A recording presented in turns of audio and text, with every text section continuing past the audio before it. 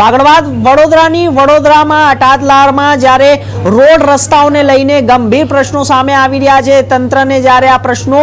જોવા માટેનો સમય નથી અને આ રોડ રસ્તાઓને લઈને અત્યારે હાલ માંગ ઉઠી રહી છે જનતાઓમાં ભારે રોષ જોવા મળી રહ્યો છે સ્થાનિક લોકો ગંભીર સવાલો ઉઠાવી રહ્યા છે ડવ કોમ્પ્લેક્સ 4 રસ્તાથી બિલ તરફ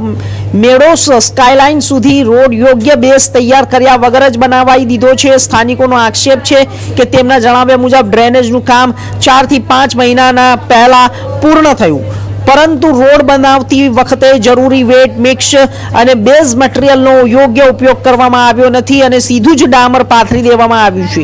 એટલું જ નહીં લાંબા સમયથી પડેલો ડામરનો માલ વાપરવામાં આવ્યો હોવાનો પણ સ્થાનિકો દાવો કરી રહ્યા છે ચોમાસામાં રોડ બેસી જવાની તિરાડ પડવાની અથવા તૂટી જવાની ભીતિઓ વ્યક્ત કરતા રહીશોએ સમગ્ર કામગીરીની સ્વતંત્ર તપાસ કરી જવાબદારો સામે કાર્યવાહી કરવાની માંગ ઉઠાવી છે સ્થાનિકોએ તંત્રને રોડનું તાત્કાલિક નિરીક્ષણ કરવું જરૂરી સુધારાત્મક પગલાં લેવા અપીલ કરવામાં આવી છે પરંતુ તંત્ર જોડે તેનો સમય નથી રોડ રસ્તાઓને લઈને જ્યારે જનતાઓ હાલ રોષ ભરી રહ્યા છે અને સાથે સાથે આ તમામ મુદ્દે સ્વતંત્ર તપાસ પણ કરી રહ્યા છે રોડની ગુણવત્તા સામે સવાલો ઊભા થઈ રહ્યા છે બેઝ વગર રોડ બનાવવાના આક્ષેપો થઈ રહ્યા છે ચોમાસામાં રોડ બેસવાની ભીતિઓ સર્જાઈ રહી છે તપાસની સ્થાનિકોની માંગ કરી રહ્યા છે કોન્ટ્રાક્ટરો સામે કાર્યવાહીની પણ માંગ શરૂ કરી દીધી છે।